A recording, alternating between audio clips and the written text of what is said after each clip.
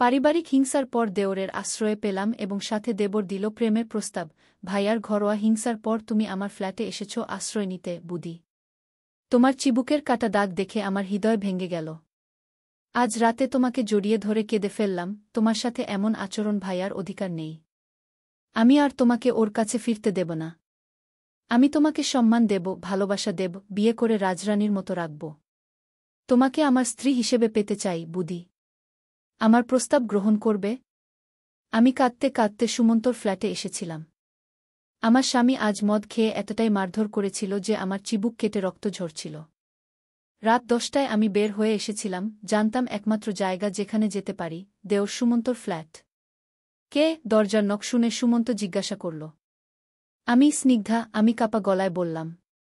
দরজা খোলার সাথে সাথে সুমন্ত আমার অবস্থা দেখে চমকে উঠল। বদি, এ কি হয়েছে তোমার? আমি অঝোর ধারায় কাঁদতে লাগলাম। সে আমাকে ভেতরে নিয়ে গেল, প্রাথমিক চিকিৎসা করল আমার ক্ষতের। ভাইজা আবার মেরেছে? সে আস্তে জিজ্ঞাসা করল। আমি মাথা নেড়ে সম্মতি জানালাম। সেই রাতে সুমন্ত আমাকে জড়িয়ে ধরে কাঁদল, তারপর সেই কথাগুলো বলল যা আমি কখনো ভাবিনি শুনব। সে আমাকে বিয়ে করতে চায়। কি বলছো সুমন্ত? আমি হতবাক হয়ে জিজ্ঞাসা করলাম। তুমি আমার দেওর। আমি জানি বুদি। সুমন্ত আমার চোখের জল মুছে দিল। কিন্তু আমি আর সহ্য করতে পারছি না। প্রতিবার ভাইজা তোমাকে মারধর করলে আমার হৃদয় ভেঙে যায়। আমি তোমাকে ভালোবাসি, সম্মান করি। আমি চাই তুমি আমার স্ত্রী হও। এই গল্পটি সম্পূর্ণ শুনলে আপনাদের পানি অটোমেটিক বের হয়ে যাবে, সো যত দ্রুত সম্ভব হাতের কাছে টিস্যু নিয়ে বসে পড়ো। বিছানার চাদর যেন নষ্ট না হয় সেটা সম্পূর্ণ খেয়াল রাখার অনুরোধ জানিয়ে গল্পটি এখন শুরু করব। তার আগে সর্বশেষ অনুরোধ, দয়া করে এমন পানি বের করার গল্প নিয়মিত শুনতে আমাদের চ্যানেলটি সকলেই সাবস্ক্রাইব করুন। ধন্যবাদ। হ্যালো বন্ধুরা, আমার নাম মৃণালিনী সেন। আমার বয়স 40 বছর। আমার স্বামীর নাম অভিজিৎ সেন, বয়স 45 বছর। আমাদের 2 সন্তান, অয়ন আর সুমিতা। অয়ন 19 বছর বয়সী, কলেজে পড়ে। সুমিতা 12 বছর বয়সী, স্কুলে যায়। আমি জীবনে যে সবচেয়ে বড় ভুলটা করেছিলাম তা হল সুমন্তর প্রস্তাবে রাজি হওয়া। হ্যাঁ, সেদিন রাতে সুমন্তর প্রস্তাবে আমি হ্যাঁ কি বলেছিলাম। আমার মাথায় তখন একটাই চিন্তা ছিল, অভিজিৎ থেকে মুক্তি। কিন্তু সেই রাতে আমি জানতাম না যে আমার জীবনে আরও বড় বিপদ অপেক্ষা করছে। পরের দিন সকালে আমি অভিজিৎকে ফোন করে জানিয়েছিলাম যে আমি আর ফিরব না। সে হুমকি দিয়েছিল, চিৎকার করেছিল, কিন্তু সবই ফোনের ওপারে। সুমন্ত আমার পাশে দাঁড়িয়ে আমাকে সাহস দিয়েছিল। আমরা আজই শহর ছেড়ে চলে যাব, সুমন্ত বলল। আমার বন্ধু আমাদের সাহায্য করবে গু।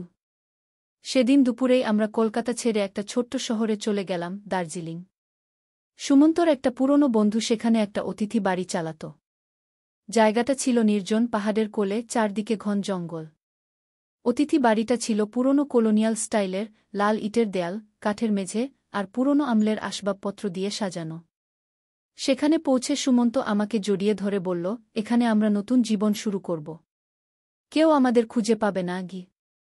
প্রথম কয়েকদিন বেশ ভালোই কাটল। অতিথি বাড়িতে খুব বেশি লোক ছিল না, শুধু 2-3টা পরিবার। সুমন্ত তার বন্ধু রাজেশের সাথে কাজ করতে লাগল। আমি নিজেকে ব্যস্ত রাখার চেষ্টা করলাম নতুন জায়গা মানিয়ে নিতে। কিন্তু 5ম দিনের রাতে আমি একটা অদ্ভুত জিনিস লক্ষ্য করলাম। রাত প্রায় 2টো বাজে। আমি ঘুম থেকে উঠে জানালা দিয়ে বাইরে তাকালাম। টিমটিমে চাঁদের আলো দেখলাম, অতিথি বাড়ির পেছনের বাগানে একটা ছায়ামূর্তি হাঁটছে। আমি ভালো করে তাকিয়ে দেখলাম, সুমন্ত। কিন্তু সে একা নয়। সুমন্তর সামনে আরেকটা লোক হাঁটছে যাকে আমি চিনতে পারিনি। তারা জঙ্গলের দিকে এগিয়ে গেল। কৌতূহল আমাকে টানল। আমি চুপি চুপি ঘর থেকে বেরিয়ে তাদের পিছু নিলাম। পাহাড়ের ঠান্ডা হাওয়ায় আমার শরীর কাঁপছিল, কিন্তু আমি জানতে চাইছিলাম সুমন্ত রাতের অন্ধকারে কার সাথে কোথায় যাচ্ছে। তারা জঙ্গলের ভেতর একটা গোপন পথ ধরে এগিয়ে গেল। আমি সাবধানে দূরত্ব বজায় রেখে পিছনে চললাম। প্রায় 15 মিনিট হাঁটার পর তারা একটা পুরনো পাথরের বাড়ির সামনে এসে থামল। বাড়িটা দেখে আমার গা শিউরে উঠল, ভাঙাচোরা দেয়াল, জানালায় কাচ নেই, দরজা ভেঙে ঝুলছে। সুমন্ত আর সেই অচেনা লোক ভেতরে ঢুকে গেল। আমি দূর থেকে দেখলাম ভেতরে আরও কয়েকজন লোক ছিল। মোমবাতির আলো তাদের মুখ স্পষ্ট দেখা যাচ্ছিল না, কিন্তু তারা গলা নামিয়ে কিছু আলোচনা করছিল। হঠাৎ একটা অদ্ভুত শব্দ শুনে আমি চমকে উঠলাম, একটা শিশুর কান্নার শব্দ। কিন্তু এই পরিত্যক্ত বাড়িতে শিশু কোথা থেকে এলো? আমি আরও সাবধানে এগিয়ে গেলাম, জানালার কাছে গিয়ে ভেতরে উকি দিলাম। যা দেখলাম তাতে আমার রক্ত হিম হয়ে গেল। ঘরের মাঝখানে একটা টেবিল, তার উপর একটা ছোট বাচ্চা, দেখে মনে হয় মাত্র 2-3 বছর বয়স। বাচ্চাটা কাঁদছিল, আর সুমন্ত তার হাত পা ধরে রেখেছিল। শীঘ্রই পূর্ণিমা বলল এক লোক, যার পিঠ আমার দিকে ছিল। আমাদের প্রস্তুতি শেষ করতে হবে গি। সুমন্ত মাথা নাড়ল। কিন্তু তার আগে আরও একটা জিনিস দরকার। কি? অন্য একজন জিজ্ঞাসা করল। বলি, সুমন্ত উত্তর দিল। আর সেই মুহূর্তে সে ঘুরে আমার দিকে তাকাল, যেন সে জানত আমি সেখানে দাঁড়িয়ে আছি। আমাদের চোখাচোখি হল, আর আমি দেখলাম তার চোখে এক অদ্ভুত দৃষ্টি, যা আমি আগে কখনো দেখিনি। আতঙ্কে আমি পিছিয়ে গেলাম, হোঁচট খেয়ে পড়ে গেলাম। উঠে দাঁড়িয়ে আমি প্রাণপণে দৌড়াতে শুরু করলাম। পেছন থেকে শুনতে পেলাম, ওকে ধরো। জঙ্গলের পথে আমি ছুটতে লাগলাম। অন্ধকারে ঝোপঝাড়, গাছের ডাল আমার শরীরে আঘাত করছিল, কিন্তু আমি থামলাম না। জীবন বাঁচানোর তাড়নায় আমি কোন দিকে যাচ্ছি তা বুঝতে পারছিলাম না, শুধু দৌড়াচ্ছিলাম। কতক্ষণ দৌড়েছিলাম জানি না, হঠাৎ আমার পা কোথায় যেন আটকে গেল, আমি ছিটকে পড়ে গেলাম একটা খাদের ভেতর। গড়িয়ে গড়িয়ে আমি নিচে নামতে লাগলাম, শেষে একটা বড় পাথরে মাথা ঠুকে আমার জ্ঞান হারিয়ে ফেললাম। যখন জ্ঞান ফিরল তখন সকাল হয়ে গেছে। আমি উঠে বসলাম, মাথায় প্রচণ্ড ব্যথা। চারদিকে তাকিয়ে দেখলাম আমি একটা অচেনা জায়গা, খাদের নিচে, একটা ছোট নদীর পাশে। আমার কাপড় ছিঁড়ে গেছে, শরীরে অসংখ্য কাটাছেঁড়া। আমার মাথায় একটাই চিন্তা, পালাতে হবে, দূরে, অনেক দূরে। সুমন্ত, যাকে আমি বিশ্বাস করেছিলাম, যার সাথে আমি পালিয়ে এসেছিলাম, সে কি ভয়ঙ্কর একটা রহস্যের সাথে জড়িত।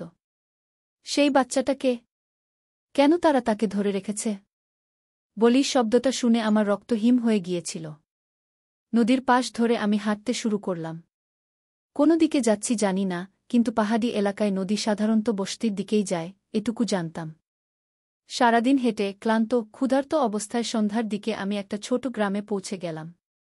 গ্রামের একটা চায়ের দোকানে ঢুকে আমি দোকানদারকে আমার পরিস্থিতি ব্যাখ্যা করলাম, অবশ্য সত্য কথা নয়। আমি বললাম আমি একজন পর্যটক, জঙ্গলে হারিয়ে গিয়েছিলাম।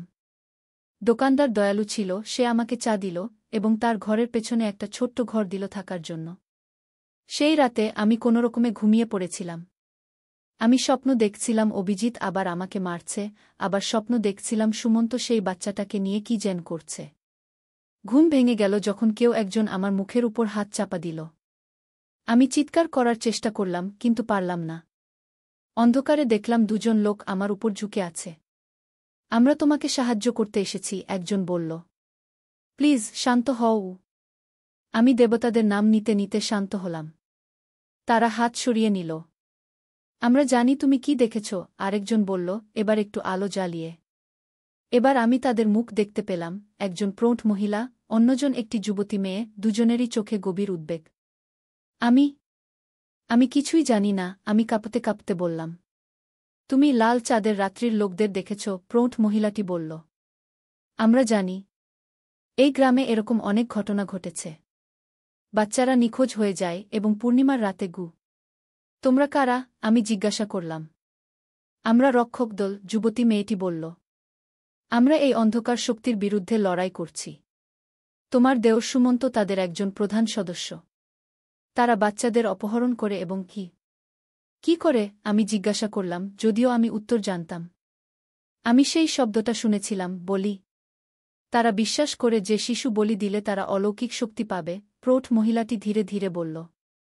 এটা একটা পুরনো কুসংস্কার, কিন্তু কিছু লোক এখনও বিশ্বাস করে। এই অঞ্চলে শতাব্দী ধরে এটা চলে আসছে। আমি তাদের গল্প শুনে হতবাক। আমাকে বলা হলো যে এখানকার পুরনো উপজাতিরা পূর্ণিমার রাতে একটি বিশেষ অনুষ্ঠানের কথা বিশ্বাস করত, লাল চাঁদের রাত্রি। তারা ধারণা করত যে নিষ্পাপ শিশুর রক্ত দিয়ে একটি বিশেষ পূজা করলে তারা অমরত্ব পাবে। এই বিশ্বাস খুব গোপনে কিছু লোক এখনও বহন করে চলেছে, আর সুমন্ত এবং তার বন্ধুরা সেই দলের অংশ। তাহলে সেই অতিথি বাড়ি? আমি জিজ্ঞাসা করলাম। সেটা তাদের আড়াল, যুবতী মেয়েটি বলল। তারা পর্যটকদের থাকার জায়গা দেয়, কিন্তু আসল উদ্দেশ্য হল নতুন লোকদের এখানে আনা, যাদের কেউ খুঁজবে না। আমার গা শিউরে উঠল। আমি বুঝলাম আমি কি বিপদে পড়েছিলাম। সুমন্ত আমাকে এখানে নিয়ে এসেছিল কারণ আমি একজন নিখোঁজ নারী, কেউ আমাকে খুঁজবে না। যদি আমি সেই রাতে তাদের গোপন বৈঠক না দেখতাম হয়তো আমিও। পূর্ণিমা কবে? আমি জিজ্ঞাসা করলাম। আগামীকাল রাতে, প্রৌঢ় মহিলাটি বলল। আমাদের তাড়াতাড়ি করতে হবে। আমরা সেই বাচ্চাটাকে বাঁচাতে চাই, আর আরও অনেক শিশু আছে যাদের তারা ধরে রেখেছে গিউ। কিন্তু আমরা কি করব? পুলিশে খবর দেব? তারা দুজনেই অদ্ভুতভাবে হাসল। এখানে পুলিশ কোনো সাহায্য করবে না, যুবতী মেয়েটি বলল। অনেক প্রভাবশালী লোক জড়িত আছে এই কাজে গু। আমি বুঝলাম আমাদের নিজেদেরকেই এই সমস্যার সমাধান করতে হবে। আমরা সারারাত পরিকল্পনা করলাম। আমি জানতাম সেই পরিত্যক্ত বাড়িটা কোথায়, আর আমি অতিথি বাড়ির ভেতরকার ব্যবস্থাও জানতাম। আমরা ঠিক করলাম যে আগামীকাল সন্ধ্যায় আমরা তিনজন সেই জায়গায় যাব, কিন্তু তার আগে আমাদের আরও সাহায্য দরকার। পরের দিন সকালে আমরা গ্রামের আরও কয়েকজন বিশ্বস্ত লোকের সাথে যোগাযোগ করলাম। রক্ষক দলের আরও ৫ জন সদস্য আমাদের সাথে যোগ দিল। তারা আমাদের জন্য অস্ত্র নিয়ে এলো, দা, লাঠি এবং 2টো পুরনো বন্দুক। সন্ধ্যা হতেই আমরা রওনা দিলাম। আমার হৃৎপিণ্ড জোরে বাজছিল, আমি আতঙ্কিত ছিলাম, কিন্তু আমি জানতাম আমাকে সাহসী হতে হবে। সেই অবোধ শিশুটার কথা ভেবে আমার শরীরে শক্তি সঞ্চার হল। আমি ভাবলাম অভিজিৎ, সুমন্ত দুজনই আমাকে ধোঁকা দিয়েছে, ব্যবহার করেছে। এবার আমি নিজে লড়াই করব। জঙ্গলের পথে আমরা চুপি চুপি এগিয়ে চললাম। সন্ধ্যা ঘনিয়ে এসেছে আর আকাশে পূর্ণিমার চাঁদ উঠতে শুরু করেছে। আমরা 2 দলে ভাগ হয়ে গেলাম, একদল পরিত্যক্ত বাড়ির দিকে যাবে, অন্য দল অতিথি বাড়ির দিকে। আমি পরিত্যক্ত বাড়ির দলে ছিলাম। আমাদের সাথে ছিল প্রৌঢ় মহিলা রেবা দেবী আর আরও 3 জন গ্রামের লোক।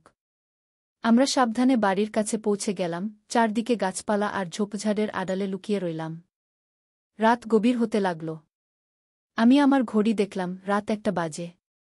হঠাৎ দূর থেকে মশালের আলো দেখা গেল। একটা লম্বা সারিতে অনেকগুলো লোক পাহাড়ি পথ বেয়ে এগিয়ে আসছে। প্রথমে আমি দেখতে পেলাম সুমন্তকে, তার পেছনে পেছনে আরও অনেক লোক, কেউ মশাল হাতে, কেউ বা কোলে পুটলি নিয়ে। ওই দেখো, রেবা দেবী আমার কানে কানে বললেন। তারা অনুষ্ঠানের জন্য এসেছে গি। সারির শেষের দিকে আমি যা দেখলাম তাতে আমার রক্ত হিম হয়ে গেল। 3 জন লোক 3টি ছোট বাচ্চাকে কোলে নিয়ে আসছে। বাচ্চাগুলো মনে হয় ঘুমের ওষুধ খাইয়ে অচেতন করা হয়েছে। আমরা আমাদের পরিকল্পনা অনুযায়ী অপেক্ষা করলাম। তারা সবাই বাড়ির ভেতরে ঢুকে গেল। আমরা জানালা দিয়ে দেখতে পেলাম, ভেতরে তারা মোমবাতি জ্বালিয়ে একটা বড় বৃত্ত তৈরি করেছে। মাঝখানে একটা কালো পাথরের বেদি, তার উপর 3টি ছোট বাচ্চাকে শুইয়ে রাখা হয়েছে। সুমন্ত উঠে দাঁড়াল। সে এখন অন্য পোশাক পরেছে, কালো রঙের একটা লম্বা জামা, মাথায় কালো কাপড়ের মুকুট। সে হাতে একটা বড় ছুরি নিয়ে আকাশের দিকে তাকিয়ে কিছু বলতে শুরু করল, কোনো অচেনা ভাষায়। এই সময় আমরা আক্রমণের জন্য প্রস্তুত হলাম। রেবা দেবী একবার শীষ দিলেন, এটাই ছিল সংকেত। আমরা সবাই একসাথে বাড়ির ভেতরে ঢুকে গেলাম, হাতে অস্ত্র নিয়ে। একই সাথে অতিথি বাড়ি থেকে আসা দলও পেছন দিক থেকে আক্রমণ করল। সুমন্ত আর তার দলের লোকেরা প্রথমে হতবিহ্বল হয়ে গেল। কেউ এতটা বড় বাধার কথা ভাবেনি। রক্ষক দলের একজন লোক বন্দুক দিয়ে আকাশে গুলি ছুড়ল। বাড়ির ভেতরে হইচই পড়ে গেল। বাচ্চাগুলোকে বাঁচাও, আমি চিৎকার করে বললাম। আমরা বেদির দিকে ছুটে গেলাম, কিন্তু সুমন্ত আর তার কয়েকজন সাঙ্গপাঙ্গ আমাদের আটকাতে এগিয়ে এল। সুমন্ত আমার দিকে তাকিয়ে হাসল, সেই হাসি দেখে আমার গা শিউরে উঠল। বুদি, তুমি ফিরে এসেছ, সে বলল। আজকের রাতে তোমার রক্ত বেদিতে ঝরবে গু। সে আমার দিকে ছুরি নিয়ে এগিয়ে এল। আমি পেছনে হটতে লাগলাম, হাতে শুধু একটা লাঠি। তুমি কি পাগল হয়ে গেছ? আমি চিৎকার করে জিজ্ঞাসা করলাম। এই নিষ্পাপ বাচ্চাগুলোকে কেন মারতে চাও? পাগল না, আমি গানি, সুমন্ত হাসতে হাসতে বলল। লাল চাঁদের রাত্রিতে 3টি শিশুর রক্ত দিলে আমরা অমরত্ব পাব। আমার পূর্বপুরুষরা শতাব্দী ধরে এই অনুষ্ঠান করে আসছে। আমি শেষ হাডিক, আমার রক্তে এই দায়িত্ব। চারদিকে লড়াই শুরু হয়ে গেছে। রেবা দেবী আর যুবতী মেয়েটি মনিকা দুজন মিলে 2টো বাচ্চাকে বেদি থেকে সরিয়ে নিয়েছে। কিন্তু 3য় বাচ্চাটি এখনও সেখানেই পড়ে আছে। সুমন্ত আমার দিকে ঝাঁপিয়ে পড়ল।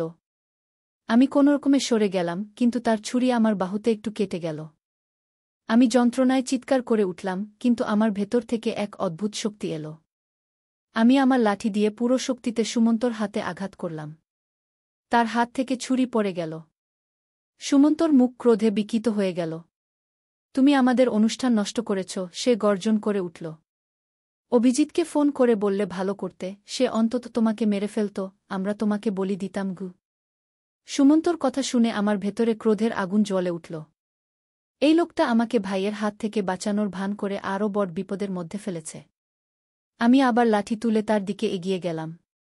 হঠাৎ পেছন থেকে কে যেন আমার চুল ধরে টানল।